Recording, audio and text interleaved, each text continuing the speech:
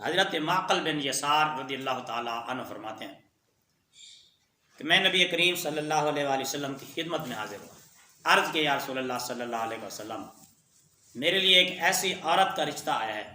جو مالدار بھی ہے، خوبصورت بھی ہے، اچھی ہے، اخلاق بھی اچھے ہیں، خاندان بھی اچھا ہے،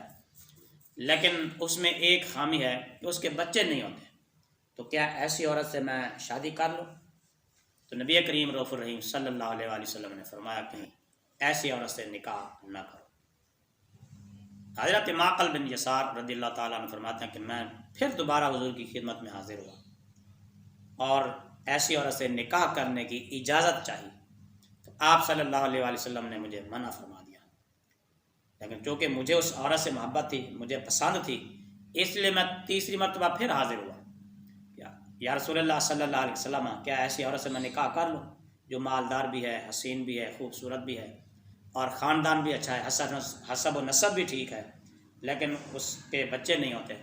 تو نبی کریم صلی اللہ علیہ وآلہ وسلم نے فرمایا کہ نہیں، ایسی عورت سے نکاح نہ کرو، بلکہ ایسی عورت سے نکاح کرو